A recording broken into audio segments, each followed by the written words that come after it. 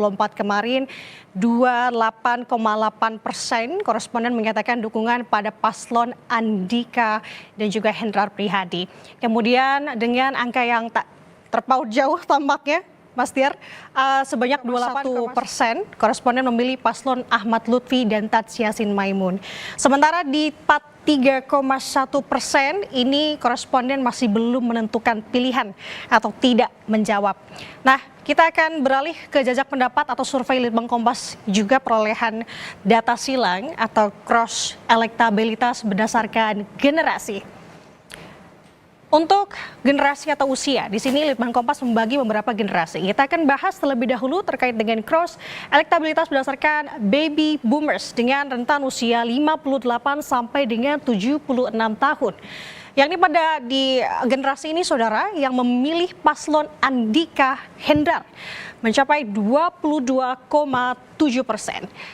Nah, angka ini sedangkan melihat di pasangan nomor urut 2 untuk pasangan Ahmad Lutfi dan Taj Yassin berada di angka 22,7%.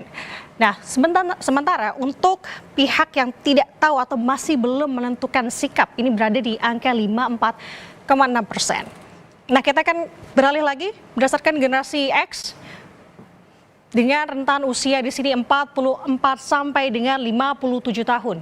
Dari kelompok Gen X yang memilih paslon Andika Hendrar ini mencapai 22,8% saudara.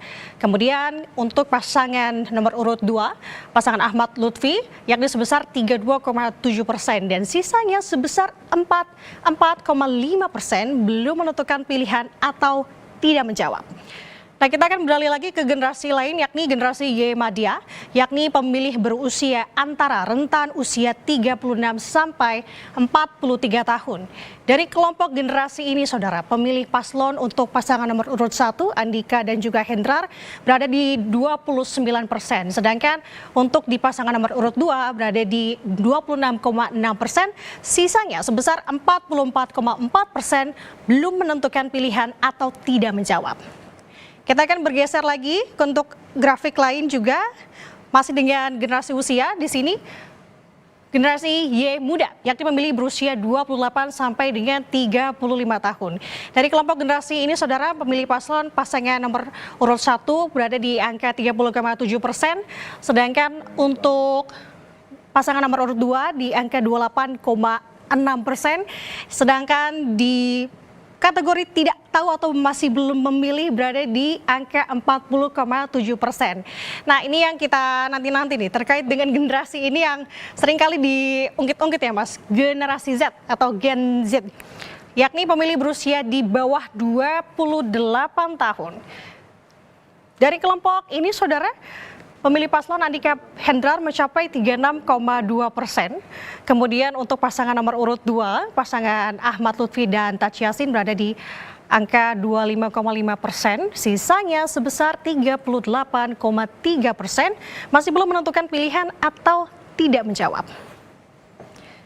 Kemudian saudara, survei Litbang Kompas juga memperoleh data silang atau cross elektabilitas berdasarkan partai politik dalam Pilkada Jateng 2024. Dari para pemilih Partai Kebangkitan Bangsa yang diwawancari Litbang Kompas, 23,5% memilih paslon Andika Hendrar, 4,5,1% memilih paslon Lutfi Yassin, sementara 31,4% menjawab atau tidak tahu. Kemudian para pemilih Partai Gerakan di sini terlihat bahwa 26,1% memilih paslon Andika Hendrar, sementara 42,6% memilih paslon Lutfi Yassin, sementara 31,3% menjawab atau tidak tahu. Kemudian dari para pemilih Partai Demokrasi Indonesia Perjuangan atau PDIP, terlihat memang angkanya berada di 45,6% memilih paslon Andika Hendrar, 20,6% memilih paslon Lutfi Yassin, sementara 33,8% menjawab atau tidak tahu. Kemudian kita bergeser ke partai sebelahnya, saudara, Partai Golongan Karya atau Golkar, di mana 27,3% memilih paslon Andika Hendrar, 29,1% memilih pasangan Lutfi Yassin. Sementara untuk Partai Nasdem, saudara, kita melihat untuk 40% lebih ini memilih pasangan Andika Hendrar dan sisanya menjawab tidak tahu. Nah, kalau kita lihat lagi untuk Partai Nasional Demokrat, 40% memilih paslon Andika Hendrar, 20% memilih paslon Lutfi Yassin, sementara 40% menjawab atau tidak tahu, belum menjawab atau tidak tahu. Kemudian dari para pemilih Partai Demokrat tadi juga sudah disampaikan di sini. Nah, kita melihat hasil-hasil data ini, Mas Tiar. Kalau misalkan kita melihat sebenarnya apa yang ingin disampaikan, apa indikatornya sebenarnya terkait dengan hasil ini, akhirnya dengan hasil yang tampaknya seimbang, Mas Tiar. Iya, kalau kita kembali ke angka elektabilitas, Mbak Nanda ya, memang kita tidak bisa mengatakan mana yang unggul dalam tanda kutip, karena memang ketika kita melihat pasangan Andika Perkasa dan Hendrar Prihadi sedikit unggul, sekitar 0,7%, itu sebenarnya masih dalam margin of error. Artinya angka ini menunjukkan bahwa persaingan kedua kandidat ini menjelang pilkada nanti saat ini itu masih sangat ketat, begitu, Nanda ya. Artinya kita tidak bisa mengatakan secara clear mana yang unggul, mana yang tertinggal, tapi keduanya masih bersaing dengan sangat ketat, begitu. Oke, Mas, kalau melihat tampaknya yang tidak tahu atau belum menentukan pilihannya juga cukup banyak. Ya, betul. Apa yang sebenarnya yang bisa dimaknai dari ini, Mas Tiar? Kalau kita lihat memang ada sekitar 43,1% responden itu belum menjawab atau belum menentukan pilihannya ini ya. Ini kita bisa lihat bahwa angka ini sebenarnya masih relatif tinggi. Misalnya kalau kita bandingkan dengan tingkat partisipasi pemilih di Jateng dalam 2 pilpres terakhir, itu angkanya sekitar 80%. Artinya angka golput di Jawa Tengah itu relatif sebenarnya rendah ya, 20%. Nah, ini kan artinya kalau masih ada angka 43,1%, artinya bahkan lebih dari 2 kali lipat ya angka golput pada 2 pilpres sebelumnya. Artinya dalam situasi yang sangat ketat ini, kita bisa baca juga bahwa responden atau masyarakat yang masih belum menentukan pilihan ini akan sangat menentukan bagaimana peta persaingan ini akan berjalan dalam sisa waktu sekitar 3 minggu lagi ya, kurang dari sebulan ini. Gitu. Ini menjadi kesempatan juga berarti ya untuk memperoleh suara undecided voter ini. Betul. Apalagi debat ini masih ada 2 lagi di Jateng begitu ya. Tapi sebenarnya apa sih yang menyebabkan tinggi sekali untuk angka yang masih belum menentukan ini, Mas? Ya, kalau kita lihat sebenarnya dengan angka yang bersaing ketat itu, ini kalau kita bicara teori politik misalnya ya, itu calon pemilih yang masih menunjukkan angka kebimbangan atau undecided voters yang masih tinggi itu menunjukkan bahwa di satu sisi karena kebetulan ada 2 kandidat ya, kedua kandidat ini sebenarnya sama-sama kuat gitu, sama-sama kuat, sama-sama menarik, sama-sama dalam tanda kutip menurut calon pemilih mungkin layak untuk dipilih begitu. Nah, artinya dalam situasi seperti ini memang masyarakat dalam posisi menunggu dan melihat lagi mana sebenarnya yang akan dipilih gitu. Mungkin saja sebenarnya dari angka 43,1% ini sudah ada dalam hati masyarakat atau calon pemilih itu, oh aku ingin ingin mengarahkan pilihannya ke calon ini gitu. Tapi belum bisa mengatakan saat ini, masih menunggu proses politik ini berjalan ke depan. Gitu. Oke, dalam tadi pemaparan juga kan ada cross elektabilitas berdasarkan usia, Betul. generasi. Kenapa ini bisa menjadi penentu begitu, Mas? Ya, kalau kita bicara soal generasi, tadi sebenarnya kalau kita lihat grafiknya memang ada pola yang menarik ketika melihat bahwa misalnya di ceruk Gen Z ya, di Gen Z itu untuk sementara ini dukungan cenderung mengarah ke paslon Andika Perkasa dan Hendrar Prihadi. Sebaliknya di ini yang partai ya, di usia yang lebih senior begitu ada kecenderungan memang sama-sama ketat di semua generasi, tapi ada kecenderungan bahwa semakin tinggi angka Ahmad Lutfi. Ini juga menunjukkan bahwa misalnya tadi kalau dari Gen Z kan kelihatan ya ada selisih bahwa mana yang lebih tinggi begitu. Nah, ini kan selisihnya relatif bisa kita lihat cenderung Gen Z itu mengarahkan pilihannya ke Andika Perkasa. Walaupun kita juga masih melihat bahwa ada angka undecided voters yang relatif masih tinggi. Tapi kalau kita lihat ke generasi yang lebih senior lagi, ke misalnya Gen X atau Gen Y gitu ya, ada kecenderungan Ahmad Lutfi mulai naik. Yap. Nah ini kan ini kalau di Gen Y muda ini bersaing ketat, lalu nanti di Gen Y yang lebih senior kelihatan nanti sepertinya Ahmad Lutfi yang akan naik gitu ya.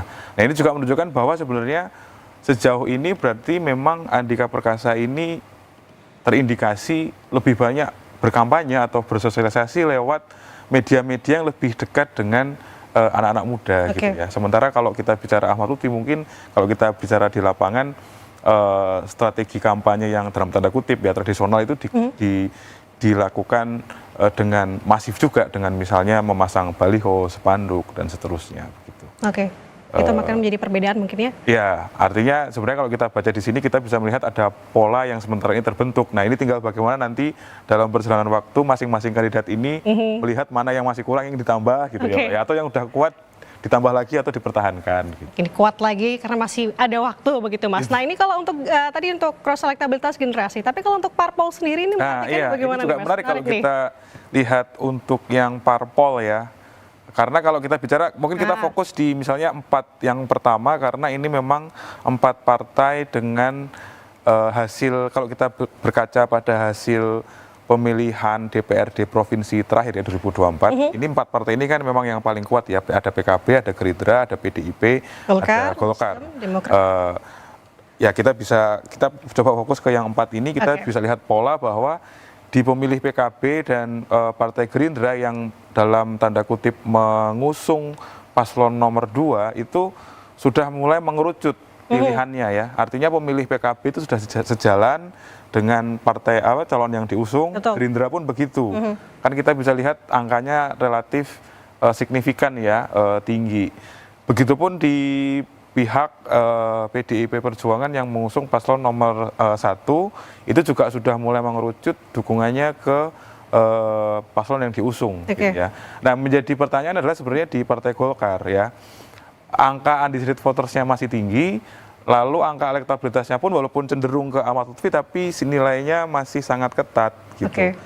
Ini menunjukkan bahwa mungkin di akar rumput ya atau di struktur di grassroots itu infrastruktur Partai Golkar ini mungkin sementara ini masih belum memaksimalkan ini ya sosialisasi mereka terhadap pemilihnya bahwa ini paslon yang diusung begitu. Nah makanya dalam perjalanan waktu kita lihat ini juga apakah yang sudah mengerucut ini akan semakin kuat. Dan pertanyaannya adalah bagaimana yang masih bimbang ini juga akan melihat mengarahkan dukungannya ke paslon yang diusung oleh partainya gitu. Menarik tadi yang disampaikan di salah satu Partai Golkar tadi alasannya seperti itu. Tapi kalau melihat Mas sejauh ini menggambarkan secara garis besarnya begitu ya cross elektabilitasnya, bisa diartikannya seperti apa sih Mas untuk kesimpulannya begitu ya? Ya sementara ini kita lihat kalau dari segi usia memang semakin muda pemilih ada pola bahwa sementara ini Andika sedikit lebih unggul, cenderung lebih unggul, sementara bergeser ke generasi yang lebih senior, Ahmad Lutfi mulai bersaing di situ gitu. Lalu kalau dari partai kita lihat sudah ada 3 partai terkuat di Jateng yang pemilihnya sudah mulai mengerucut ke masing-masing paslon yang diusung, sementara masih ada Golkar yang masih kita lihat nanti bagaimana ke depannya. Menarik sekali. Tampak ini benar-benar perang bintang ya Mas, kalau melihat kan sangat sengit sekali ya di Pilkada Jawa Tengah.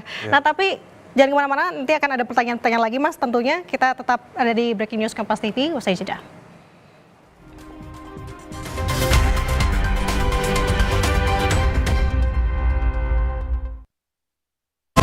Saat menangkap, mengumpulkan, dan mengolah peristiwa, secara paksa oleh penyidik. Kami kerahkan upaya terbaik. Ketika menyampaikan berita serta informasi, kami tak sekadar menyapa.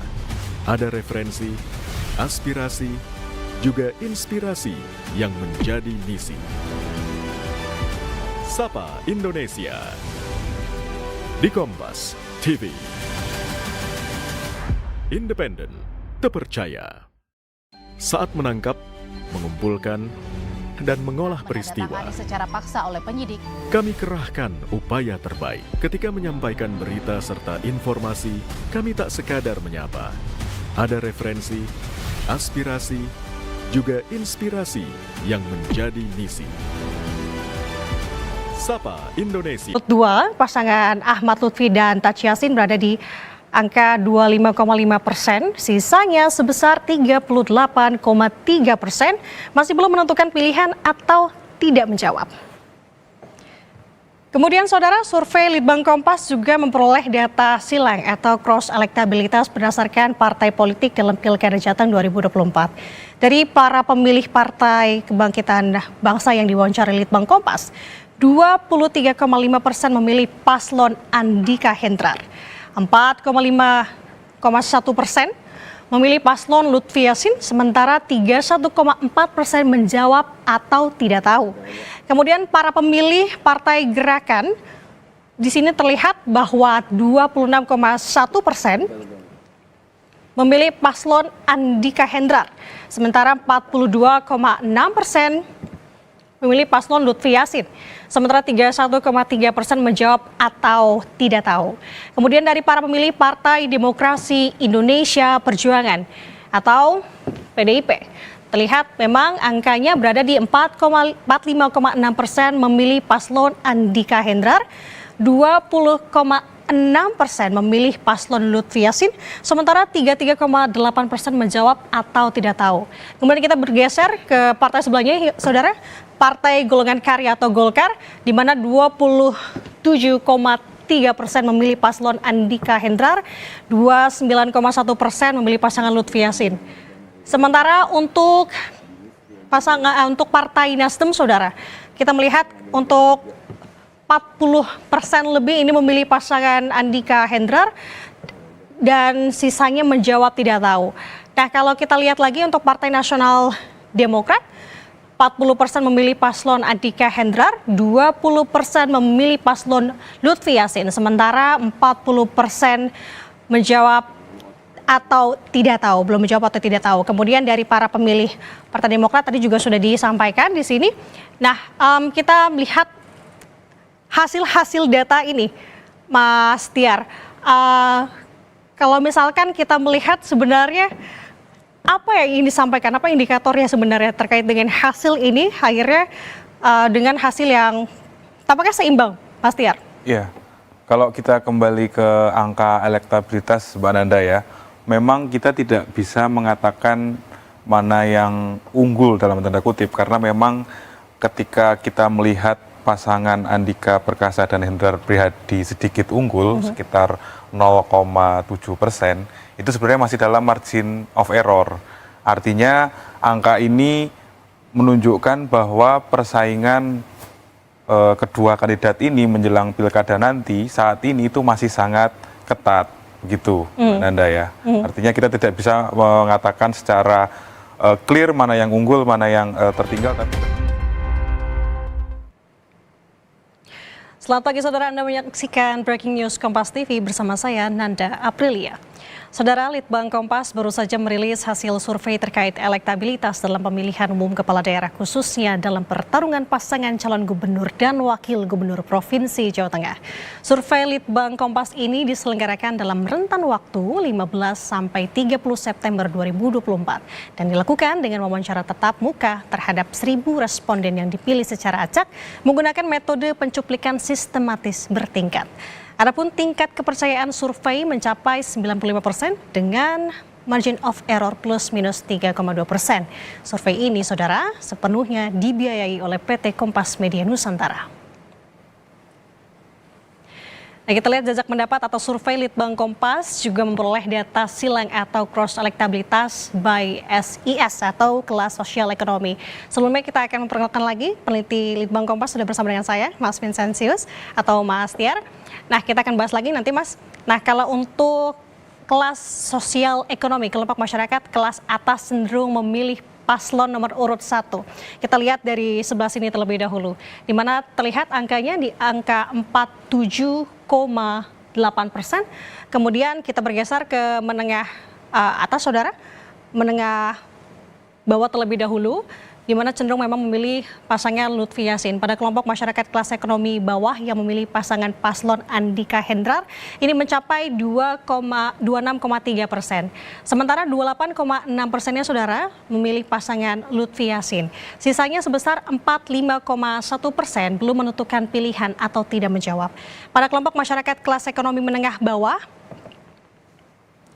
memilih pasangan paslon nomor urut 1 Andika Perkasa dan Hendrar Prihadi mencapai 30,9%. Sementara untuk di level 26,6% ini masih ada di pasangan Lutfi Yassin, sisanya sebesar 42,5% belum menentukan pilihan atau tidak menjawab. Pada kelompok masyarakat kelas ekonomi menengah atas yang memilih paslon Andika Hendrar, tadi saya sampaikan ini berada di angka 26,3%, sementara 35% lainnya memilih paslon Lutfi Yassin. Sisanya sebesar 38,7% belum menentukan pilihan atau tidak menjawab. Pada kelompok masyarakat kelas ekonomi atas yang memilih paslon, ini juga tadi saya sampaikan berada di angka yang tinggi di 47,8%, sementara 21,7% lainnya memilih paslon Lutfi Yassin. Sisanya sebesar 30,5% belum menentukan pilihan atau tidak menjawab. Kemudian survei Litbang Kompas juga memperoleh data silang atau cross elektabilitas by level pendidikan. Semakin tinggi pendidikan pemilih cenderung memilih paslon Andika Hendrar. Sebaliknya, semakin rendah pendidikan pemilih cenderung memilih paslon Lutfi Yassin. Pada kelompok masyarakat dengan level pendidikan dasar saudara yang memilih paslon Andika Hendrar mencapai 26,3%. Sementara 28,4% lainnya memilih paslon Lutfi Yassin. Sisanya sebesar 45,3% belum menentukan pilihan atau tidak menjawab. Pada kelompok masyarakat dengan level pendidikan menengah yang memilih paslon Andika Hendrar mencapai 34,2%. Sementara 26,8% lainnya memilih paslon Lutfi Yassin. Sisanya sebesar 39% belum menentukan pilihan atau tidak menjawab. Pada kelompok masyarakat dengan level pendidikan tinggi saudara, yang memilih paslon nomor urut 1 Andika Hendrar mencapai 32,4%. Sementara 29,7% lainnya memilih paslon Lutfi Yassin. Sisanya sebesar 37,9% belum menentukan pilihan atau tidak menjawab. Sedangkan survei Litbang Kompas berdasarkan data silang atau cross elektabilitas by gender atau jenis kelamin pemilih, paslon Andika Hendrar cenderung dipilih pemilih perempuan dan paslon Lutfi Yassin cenderung dipilih pemilih laki-laki. Pada pemilih dengan jenis kelamin perempuan yang memilih paslon Andika Hendrar mencapai 51,8%. Sementara 36% lainnya memilih paslon Lutfi Yassin sebesar 24,2%. Dan sisanya sebesar 12,2% menentukan pilihan atau belum menjawab. Sementara pada pemilihan dengan jenis kelamin laki-laki yang memilih paslon Andika Hendrar mencapai 30,9%. Sementara 32,1% lainnya memilih paslon Lutfi Yassin. Nah, kalau kita melihat ini mengartikannya seperti apa nih Mas Tiar? Bahwa dari untuk pendidikan dulu ya, seperti apa? Ya, kalau kita bicara pendidikan tadi seperti sudah disampaikan Mbak Nanda, memang walaupun kita masih bilang bahwa tetap angkanya bersaing, tapi ada pola bahwa semakin tinggi level pendidikan responden itu cenderung suaranya mengarah kepada Andika Perkasa dan Hendrar Prihadi. Sementara semakin ke responden dengan level pendidikan dasar itu cenderung dukungannya mengarah kepada Ahmad Lutfi dan Tats Yassin gitu ya. Nah, kembali lagi ini tentu ini mengindikasikan bagaimana sosialisasi, bagaimana kampanye yang dilakukan oleh masing-masing paslon ini selama berjalan itu diterima oleh masyarakat gitu ya. Masyarakat dengan level pendidikannya masing-masing begitu. Kurang lebih seperti itu Mbak ya untuk level pendidikan ya. Apa sebenarnya sih faktor yang mendasari gitu Mas untuk dasar faktor pendidikan ini ya? Ya, kalau misalnya kita bicara level pendidikan dasar dan mungkin sebagian dari level menengah itu tentu image tentang pemimpin yang dekat, image tentang pemimpin yang sederhana mungkin seperti itu ya. Atau juga program-program atau visi misi yang bisa dibahasakan secara lebih sederhana itu mungkin bisa lebih mudah ditangkap gitu ya. Sementara kalau kita bicara level pendidikan menengah sebagian dan atas misalnya gitu ya, mereka tentu lebih menyoroti bagaimana artikulasi calon pemimpin ini ketika menyampaikan visi misinya atau dalam debat begitu ya. Itu mungkin juga dilihat gitu. Nah artinya kalau kita bicara ini misalnya di level pendidikan menengah ya, cenderung dukungannya kepada Andika Perkasa dan Hendrar Prihadi, sementara 26,8 itu di Ahmad Lutfi, ini memang ada indikasi pendidikan menengah itu lebih bisa menangkap apa yang disampaikan atau lebih cocok gitu ya, cenderung lebih cocok dengan apa yang selama ini disampaikan atau disosialisasikan oleh paslon nomor 1. Sementara kalau yang di tadi ya yang di bawah itu mungkin lebih cenderungnya ke Ahmad Lutfi dan Tas Yassin. Karena kita perlu mengingat bahwa pasangan Ahmad Lutfi ini adalah Tas Yassin Maimun ya, yang dia sebenarnya adalah sosok yang dalam tanda kutip menjadi penerus dari Mbah Mun ya kalau di Jawa Tengah ya, bagian utara. Artinya masyarakat yang mungkin kesehariannya itu lebih dekat dengan santri misalnya, atau dalam tanda kutip kiai yang sederhana gitu misalnya ya, itu cenderung melihat juga mempertimbangkan juga sosok dari Tas Yassin ini sebagai yang mendampingi Ahmad Lutfi di Jawa Tengah gitu. Oke, kalau melihat dari gender sekarang Mas, tadi kan tampaknya kalau untuk perempuan lebih kepada Andika Hendrar, sebaliknya kalau laki-laki ke Ahmad Lutfi dan Tas Yassin. Kenapa demikian? Kita kalau orang ini kan di Jateng ya Mbak, dan orang Jawa itu punya namanya kalau memilih atau melihat seseorang itu lihat dari bleger ya. Bleger itu tampilan fisik, wibawanya bagaimana itu dilihat gitu ya. Nah mungkin ada indikasi bahwa kalau pemilih perempuan itu lebih melihat secara fisik begitu ya, atau secara wibawa gitu, Andika Perkasa dan Hendrar Prihadi ini lebih dipilih begitu. Sementara kalau dari yang perempuan ternyata dari yang laki-laki ternyata sedikit lebih tinggi di posisi Ahmad Lutfi dan Tas Yassin Maimun. Kembali lagi mungkin tadi soal ada pertimbangan bahwa ini adalah Tas Yassin, karena kalau kita bicara dunia santri, dunia kiai itu kan memang lebih dekat dengan sosok laki-laki gitu ya, dari makanya itu mungkin lebih berterima di gender pemilih laki-laki. Gitu. Mungkin di luar dari kultural begitu ya, terkait kedekatan dari gender itu. Tapi bisa berpengaruh juga nggak sih Mas Tiar terkait dengan debat perdana kemarin dengan hasil-hasil ini, apalagi di tingkat pendidikan begitu? Ya saya pikir itu yang bisa kita lihat, yang menentukan mungkin juga debat terakhir itu menentukan bagaimana.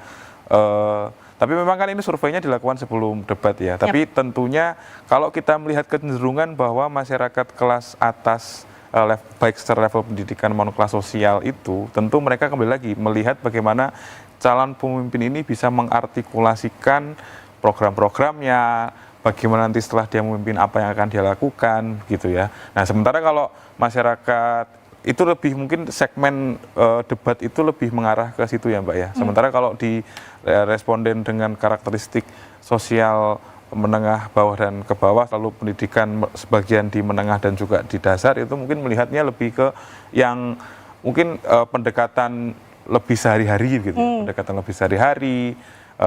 Artinya pertanyaan bahwa apakah mungkin juga mereka mengikuti debat atau tidak, itu juga bisa kita lihat lagi apakah mereka mengikuti begitu. Artinya kalau kita bicara debat pasti itu akan berpengaruh, tapi tentunya cenderung mengarah ke mereka yang responden atau calon pemilih yang berada di kelas menengah dan kelas atas begitu ya.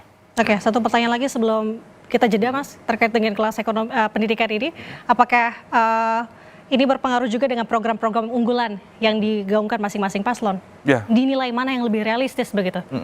Apakah ini menjadi faktor juga tentunya? Ya, tentu kalau kita bicara realistis, kembali lagi sisi kritis dan sisi bagaimana mengevaluasi atau memilah-milah visi misi dari masing-masing paslon itu kan pasti akan dilakukan oleh calon pemilih gitu ya. Itu tentu akan sangat powerful, artinya kuat juga mempengaruhi masyarakat dengan latar belakang pendidikan yang bermacam-macam ini tadi gitu. Artinya walaupun masing-masing paslon ini sudah punya istilahnya apa ya, garis besar apa yang menjadi visi misinya, tapi kan bagaimana itu dideliverikan, bagaimana itu disampaikan kepada masyarakat yang sesuai dengan latar belakang sosialnya itu kan juga menentukan gitu ya. Artinya perlu tentu kedua paslon ini di Jawa Tengah memperhatikan ketika dia berbicara dengan segmen calon pemilih yang mana gitu ya, yang tentu apa yang pilihan katanya, bagaimana itu disampaikan, itu tentu harus disesuaikan. Gitu. Oke, baik Mas Tiar, kita akan berbincang lagi selesai jeda, tetap di Breaking News Kompas TV.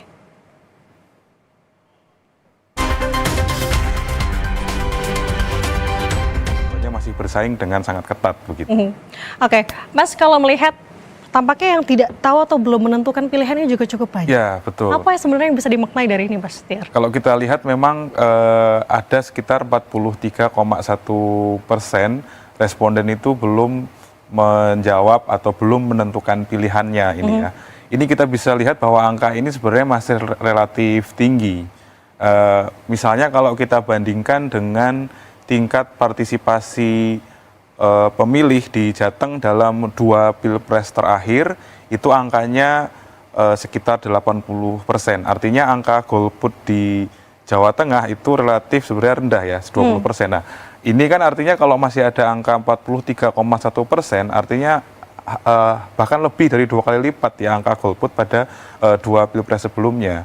Artinya dalam situasi yang sangat ketat ini, kita bisa baca juga bahwa responden atau masyarakat yang masih belum menentukan pilihan ini akan sangat menentukan bagaimana peta persaingan ini akan berjalan dalam sisa waktu sekitar 3 minggu lagi ya, kurang dari sebulan ini. Gitu. Ini menjadi kesempatan juga berarti ya untuk memperoleh suara undecided voter ini. Betul. Apalagi debat ini masih ada 2 lagi di Jateng begitu ya. Tapi sebenarnya apa sih yang menyebabkan tinggi sekali untuk angka yang masih belum menentukan ini, Mas? Ya, kalau kita lihat sebenarnya dengan angka yang bersaing ketat itu, ini kalau kita bicara teori politik misalnya ya, itu calon pemilih yang masih menunjukkan angka kebimbangan atau undecided voters yang masih tinggi itu menunjukkan bahwa di satu sisi karena kebetulan ada 2 kandidat ya, kedua kandidat ini sebenarnya sama-sama kuat begitu, sama-sama kuat, sama-sama menarik, sama-sama dalam tanda kutip menurut calon pemilih mungkin layak untuk dipilih begitu. Nah, artinya dalam situasi yang seperti ini memang masyarakat dalam posisi menunggu dan melihat lagi mana sebenarnya yang akan dipilih gitu. Mungkin saja sebenarnya dari angka 43,1% ini sudah ada dalam hati masyarakat atau calon pemilih itu, oh aku ingin mengarahkan pilihannya ke calon ini gitu. Tapi belum bisa mengatakan saat ini, masih menunggu proses politik ini berjalan ke depan. Gitu. Oke, dalam tadi pemaparan juga kan ada cross elektabilitas berdasarkan usia, generasi. Kenapa ini bisa menjadi penentu begitu, Mas? Ya, kalau kita bicara soal generasi, tadi sebenarnya kalau kita lihat grafiknya memang ada pola yang menarik ketika melihat bahwa misalnya di ceruk Gen Z ya, di Gen Z itu untuk sementara ini dukungan cenderung mengarah ke paslon Andika Perkasa dan Hendrar Prihadi. Sebaliknya di ini yang partai ya, di usia yang lebih senior begitu ada kecenderungan memang sama-sama ketat di semua generasi, tapi ada Saudara, Anda kembali di Breaking News Kompas TV terkait dengan hasil survei elektabilitas dari Litbang Kompas terhadap Pilkada Jateng 2024. Bersama dengan saya, peneliti Litbang Kompas, Vincentius Kitiarto. Mas Tiar masih bersama dengan saya. Nah, untuk sesi kali ini kita akan membahas survei Litbang Kompas menampilkan data elektabilitas paslon Pilkada Jateng 2024 berdasarkan alasan pemilih. Ada beberapa faktor yang berpengaruh, saudara, di antaranya kualitas cagup dan cawagup, yakni 20%. Kemudian tampilan fisik cagup dan cawagup 14,9%, kita lihat di wall-nya. Lalu cawagupnya berpengalaman atau tidak dalam pemerintahan sebesar 12,7%. Kemudian integritas moral cagup dan cawagupnya sebesar 8,5%. Lalu partai pengusungnya sebesar 7,6%. Visi misi dan program kerjanya menyusul di 7,5%. Karena hanya tahu pasangan tersebut sebesar 3,9%, kemudian latar belakang antara TNI, Polri ini sebesar 3,3%. Lalu pilihan keluarga, kerabat atau orang terdekat sebesar 3,1%. Alasan lainnya 12,1% dan tidak tahu atau tidak menjawab sebesar 6,3%. Kemudian bila berdasarkan pertimbangan memilih saudara, ada beberapa faktor yang berpengaruh. Sosok Cagup mengambil persentase tertinggi yakni 63,1%. Kemudian sosok Cawagup berada di angka 16,3%. Tidak keduanya di 3,3%. Tidak tahu sebesar 15,5% dan tidak menjawab sebesar 1,7%. Kita telah bersama-sama melihat nih Mas Tiar terkait dengan hal ini. Apa sebenarnya yang ingin disampaikan dari kacamata Litbang Kompas terkait dengan alasan memilih ini?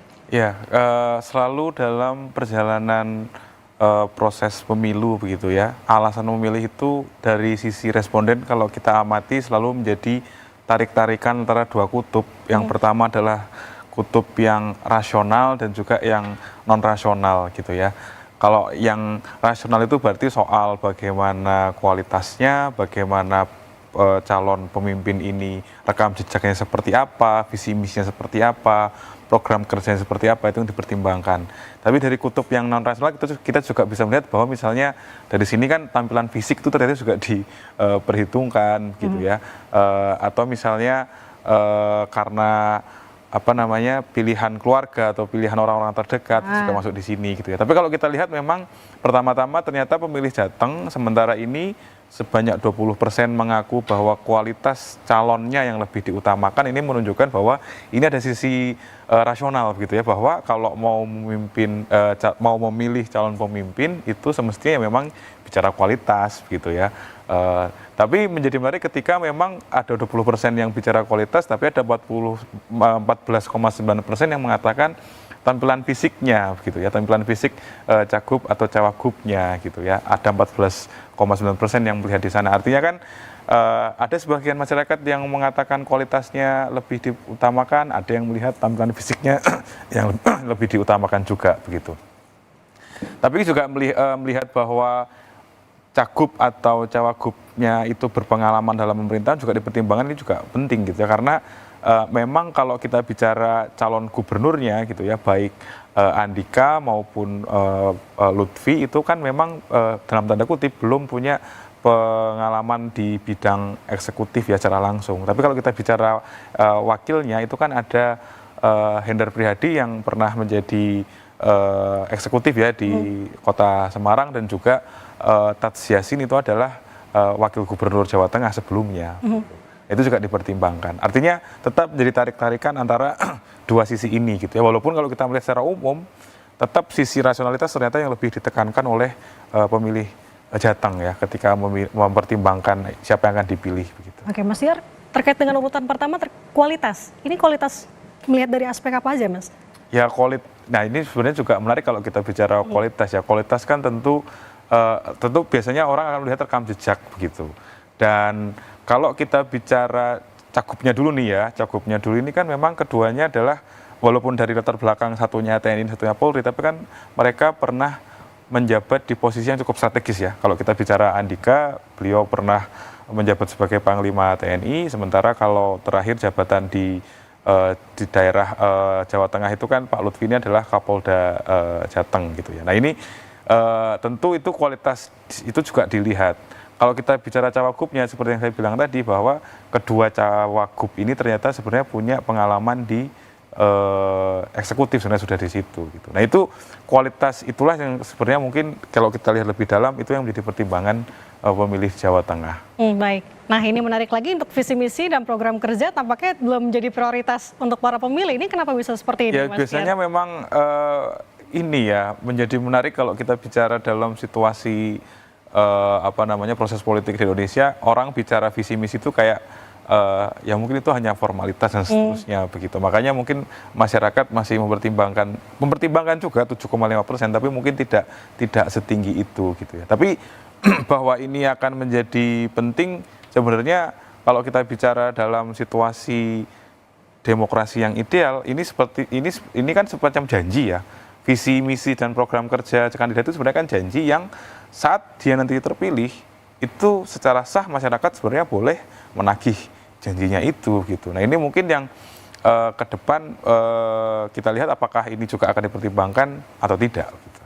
Oke, ini tapi bisa menjadi faktor-faktor penentu nggak sih Mas untuk para pemilih kalau khususnya undecided voters yang masih belum memilih seperti itu? Kalau kita lihat ini angkanya memang kan ini ya, walaupun ada gradasi semakin kecil tapi merata gitu ya, di kualitas ada, di tampilan fisik ada, pengalaman ada, integritas ada, partai pengusung juga ada, visi dan misi juga ada. Nah, ini semualah nanti yang betul kata Mbak Nanda tadi, ini yang akan membentuk faktor nantinya undecided voters Jawa Tengah yang masih tinggi ini akan menentukan siapa nih sebenarnya yang akan dipilih menjadi gubernur dan wakilnya gitu. Oke, menarik sebenarnya Mas, di sini juga kan ada kategori terkait dengan keluarga ataupun kerabat begitu ya, tapi kita akan membahas ini lebih lengkapnya lagi nanti seusai jeda terkait dengan fenomena turun gunung beberapa sosok nih Mas, apakah ini sangat berpengaruh atau tidak? Litbang Kompas melihat ini kita akan saksikan bersama nanti, tapi seusai jeda saudara.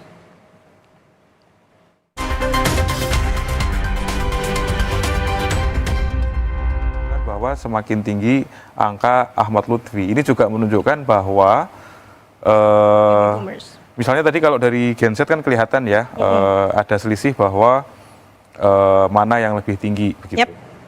Nah, ini kan selisihnya relatif bisa kita lihat cenderung Gen Z itu mengarahkan pilihannya ke Andika Perkasa. Walaupun kita juga masih melihat bahwa ada angka undecided voters yang relatif masih tinggi. Tapi kalau kita lihat ke generasi yang lebih senior lagi, ke misalnya Gen X atau Gen Y gitu ya, ada kecenderungan Ahmad Lutfi mulai naik. Nah ini kan ini kalau di Gen Y muda itu bersaing ketat, lalu nanti di Gen Y yang lebih senior kelihatan nanti sepertinya Ahmad Lutfi yang akan naik gitu ya. Nah ini juga menunjukkan bahwa sebenarnya sejauh ini berarti memang Andika Perkasa ini terindikasi lebih banyak berkampanye atau bersosialisasi lewat media-media yang lebih dekat dengan anak-anak muda gitu ya. Sementara kalau kita bicara Ahmad Lutfi, mungkin kalau kita bicara di lapangan strategi kampanye yang dalam tanda kutip ya tradisional itu dilakukan dengan masif juga, dengan misalnya memasang baliho, spanduk dan seterusnya gitu.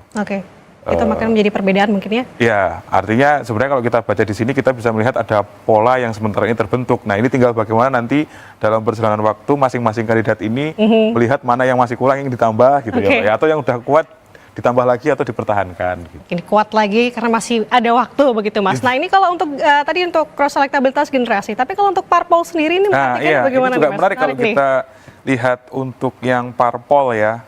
Karena kalau kita bicara, mungkin kita fokus di misalnya 4 yang pertama, karena ini memang 4 partai dengan hasil, kalau kita berkaca pada hasil pemilihan DPRD Provinsi terakhir ya 2024, ini 4 partai ini kan memang yang paling kuat ya, ada PKB, ada Gerindra, ada PDIP, ada Golkar.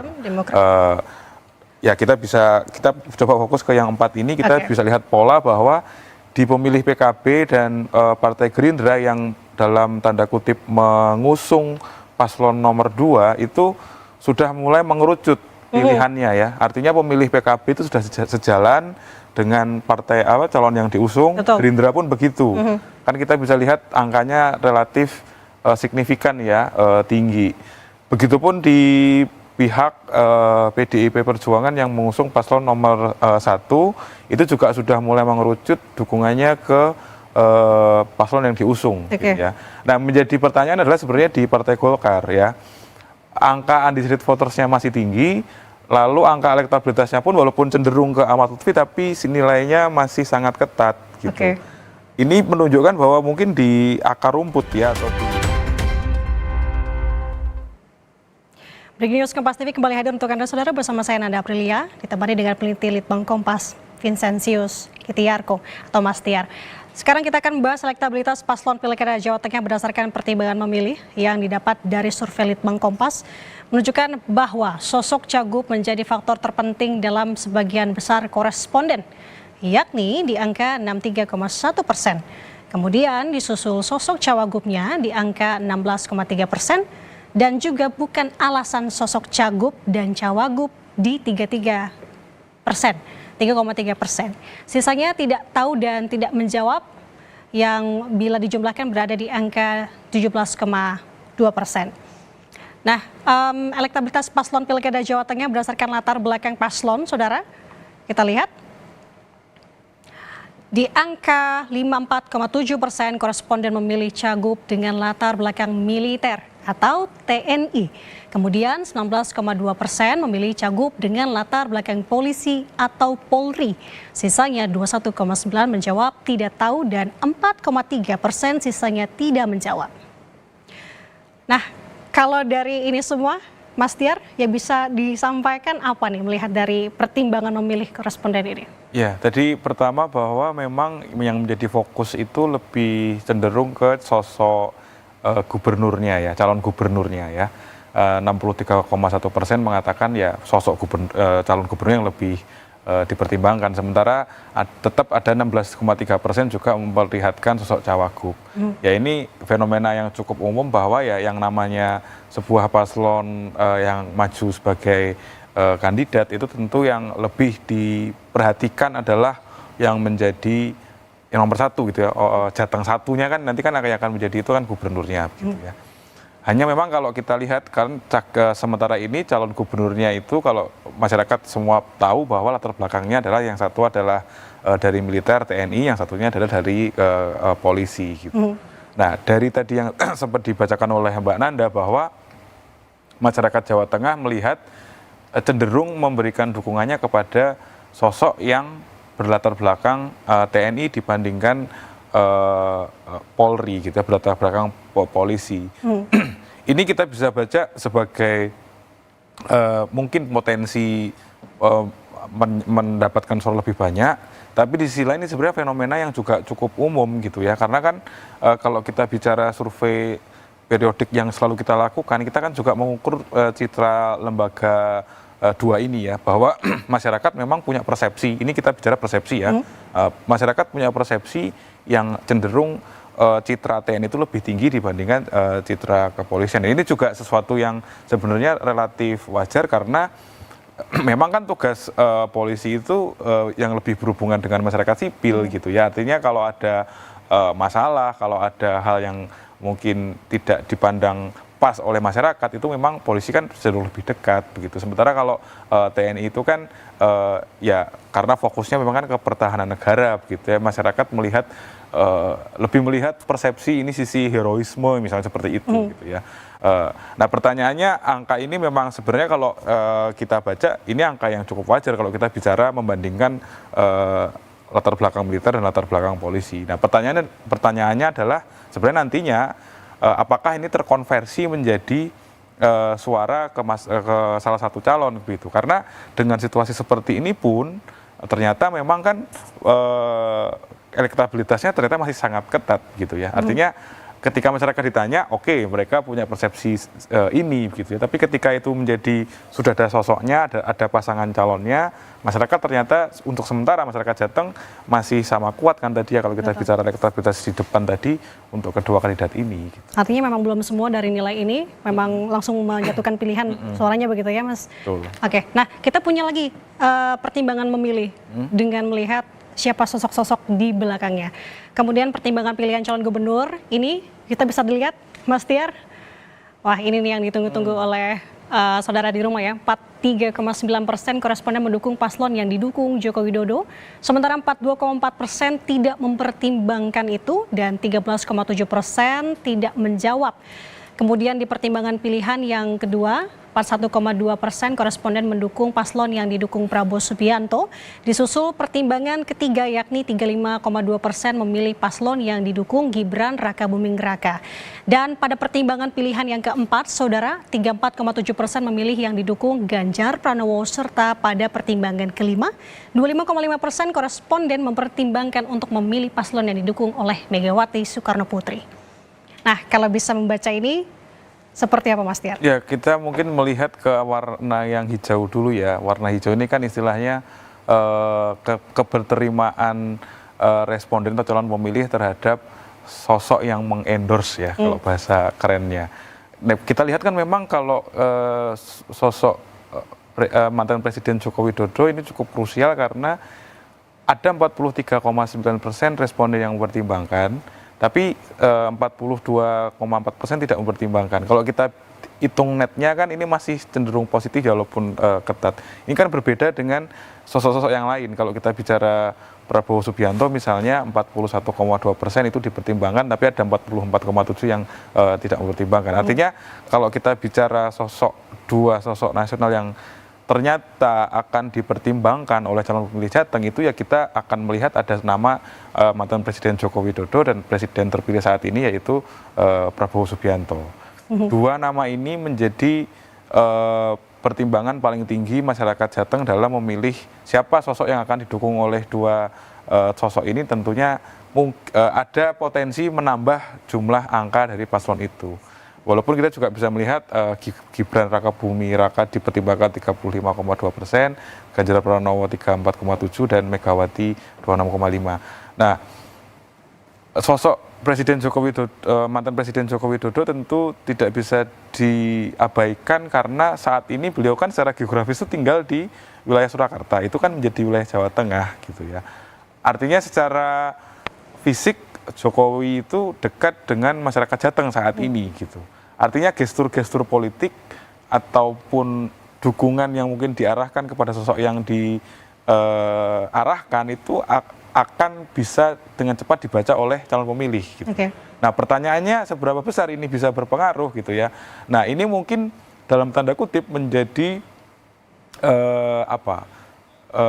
pembuktian gitu ya di Jawa Tengah ini, karena ini ternyata Jawa Tengah ini dalam pilkada nanti akan menjadi tarik-tarikan antara kandang banteng dalam satu sisi PDIP yang basis pemilih masih kuat di situ, sementara di sisi lain adalah kekuatan Jokowi dan sekarang ditambah dengan Prabowo Subianto gitu ya. Kalau memang kan ketika survei ini dilakukan mungkin masyarakat masih melihat ini arah dukungannya kemana begitu ya. Tapi ini menjadi menarik juga dalam waktu-waktu ke depan di sisa waktu yang masih yang tinggal sangat sedikit ini, 3 minggu ini. Kalau kita lihat pemberitaan tadi malam kan kedua tokoh ini sudah bertemu di Jawa Tengah gitu ya, secara lebih tepatnya di Surakarta. Nah, apakah ini nanti akan dibaca oleh publik sebagai gestur politik atau kita lihat nanti dalam komunikasi publik berikutnya kedua sosok ini seperti apa akan berbicara soal pilkada Jateng. Nah, itu mungkin yang juga akan menentukan dari dalam situasi yang sangat ketat ini gitu di Jawa Tengah gitu, Mbak. Oke, yang menarik ini di urutan terbawah ya dengan 26,5% ketum PDIP. Sebenarnya PDIP di Jateng kalau melihat dari angka ini, ya, ini masih kuat, akar rumputnya seperti apa nih, Mas Tiar? Kita bicara PDIP di Jateng itu tentu pertama kita tentu bicara soal Megawati, tapi setelah itu kita juga melihat ini soal infrastruktur partai yang sudah mengakar ya di Jawa Tengah gitu. Artinya kalau kita bicara PDIP di Jawa Tengah itu bukan hanya soal Megawati, itu ada tokoh-tokoh lokal, ada tokoh-tokoh yang sudah dipandang oleh masyarakat gitu ya di Jawa Tengah. Nah, itu yang juga akan menentukan gitu. Artinya kalau kita bicara Megawati di sini mungkin sebagai person gitu ya. Tapi kalau kita bicara pengaruh PDIP tentu tidak hanya sebatas angka yang di sini saja. Gitu. Oke, singkat saja mungkin Mas Tiar terkait dengan sekarang kan ada fenomena di mana tokoh-tokoh ini turun gunung begitu ya, baik dari Jokowi dan juga disebut-sebut juga ketum PDI Bu Mega saat ini. Sebenarnya seberapa efektifkah sih dan berdampak dengan pemilih? Ya, kita harus juga menyadari bagaimana perhelatan politik sebelumnya ya, Pilpres 2024 itu berjalan begitu. Artinya kan menariknya adalah misalnya kalau kita bicara Joko Widodo, dia tentu kalau dalam perjalanannya kita melihat tidak ada eksplisit saya mendukung ini gitu ya. Tapi kan yang dimainkan oleh beliau adalah gestur-gestur politik itu begitu. Dengan siapa dia bertemu, dengan siapa dia makan dan seterusnya begitu ya. Nah, itu tentu yang akan ditangkap oleh publik begitu.